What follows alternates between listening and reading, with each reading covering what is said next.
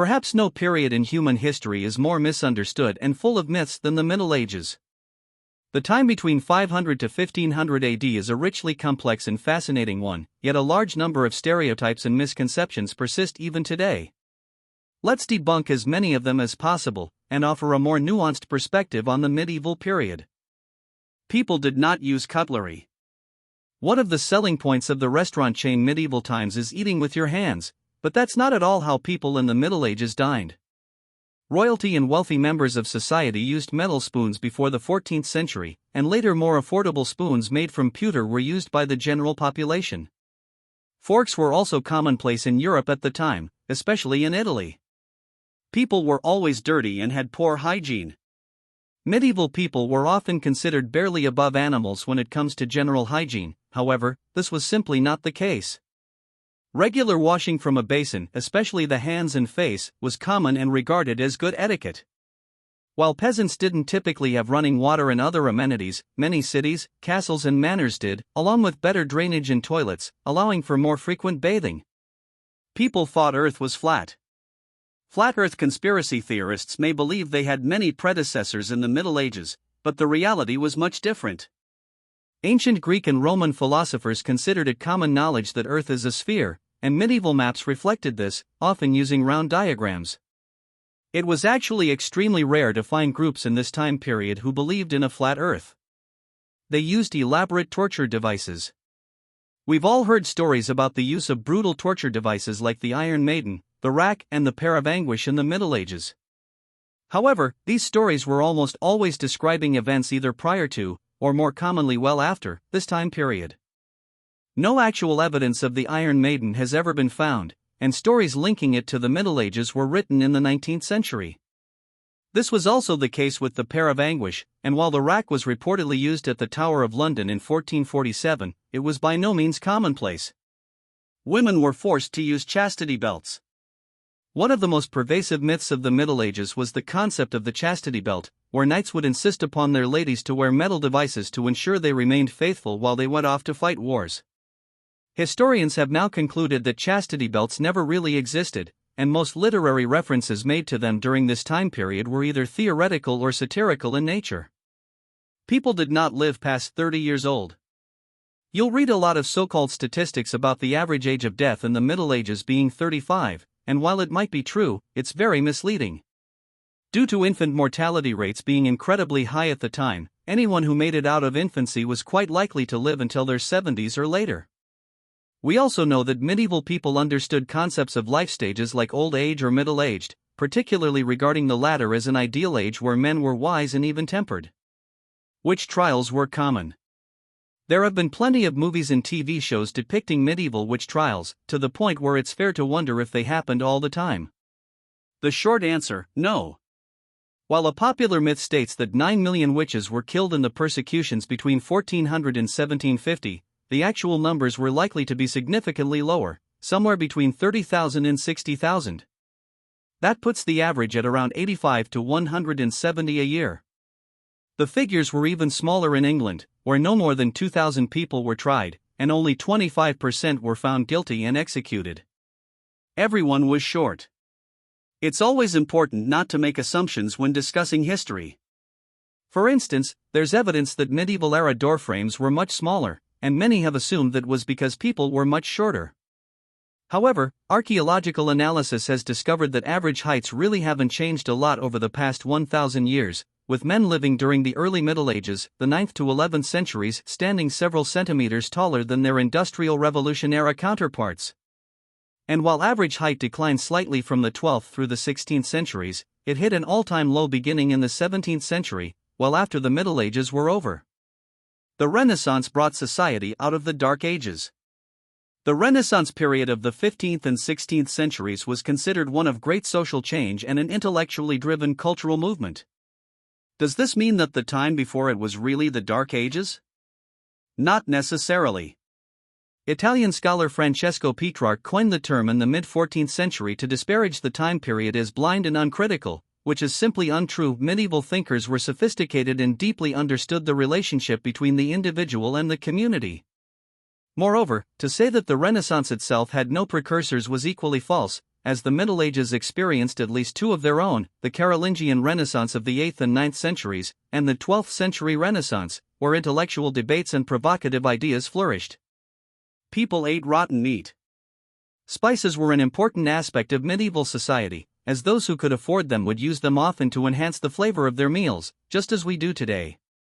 Unfortunately, this led to the misconception that spices were commonly used to hide the taste of rotten meat. This practice would not have been deemed acceptable in medieval towns and cities, as any butchers attempting to sell old meat would face penalties like fines or even punishment by pillory. This would of course be bad for business, and it wasn't worth the risk of a ruined reputation. Citizens who purchased meat would naturally do so for a meal later that day, fully aware it wouldn't keep for much longer than that. Knights were slowed down by their heavy armor. Depictions of medieval knights in modern media often show them wearing what appears to be unwieldy and heavy armor. In actuality, the average suit of full battle armor weighed around 20 to 25 kilograms, 44 to 55 pounds, plus 2 to 4 kilograms, 4 to 8 pounds, for the helmet. This is lighter than both the full equipment of a firefighter with oxygen gear, as well as that of modern-day soldiers. Knights remained quite mobile in plate armor, developed in the 15th century, and were able to easily mount and dismount a horse without assistance. Women weren't allowed to have careers. The notion that medieval women remained primarily at home uneducated, forbidden to work and subservient to men, was not the reality for the majority of the Middle Ages. Female members of nobility, as well as nuns, were often literate and or acted as landowners, and many women worked as writers, artists, and tradespeople. Several women were rulers of empires, including Queen Isabella I of Spain and the Empress Matilda in England. Restrictions on women's work and property rights did start in the last century of the Middle Ages and onwards, but before that, it was common to see women in just about every profession and walk of life. Men's clothing was always practical and functional.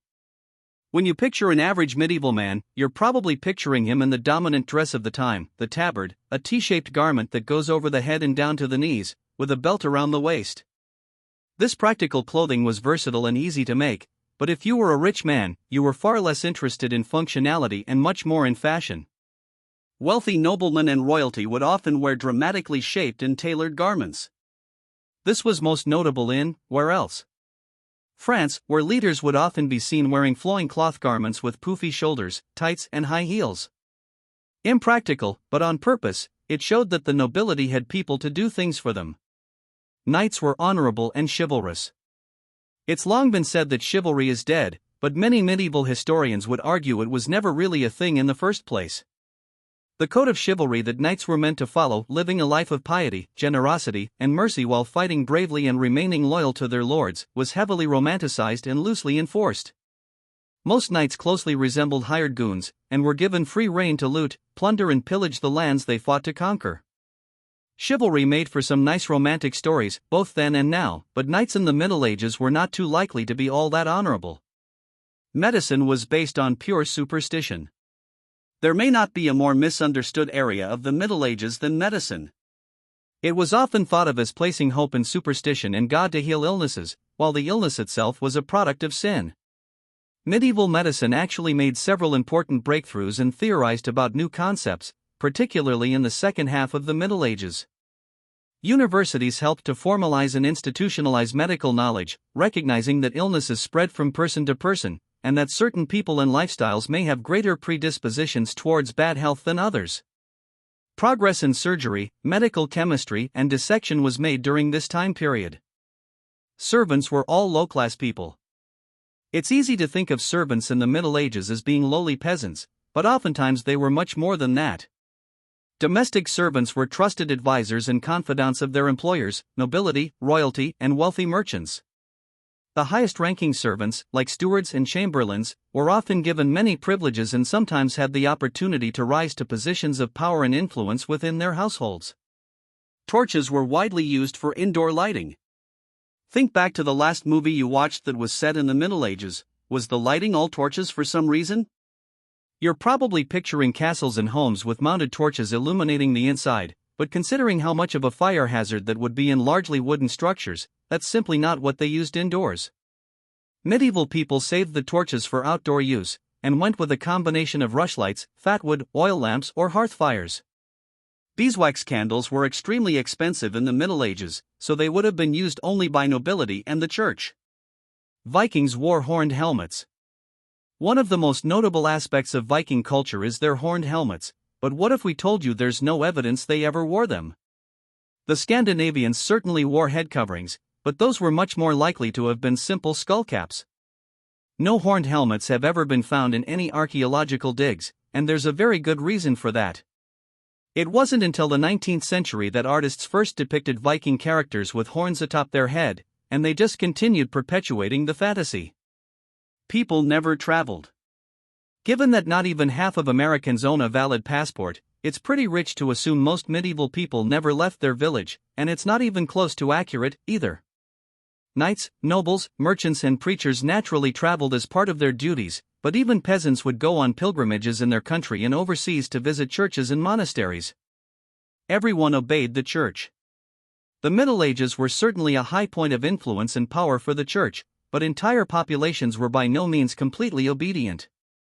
First of all, many rural areas were still used to the pagan belief systems of their ancestors, and this dichotomy with an elite urban culture dominated by the clergy was the norm for Christianity throughout the Middle Ages. Indifference to following religious practices and theological debates were more or less as common as today.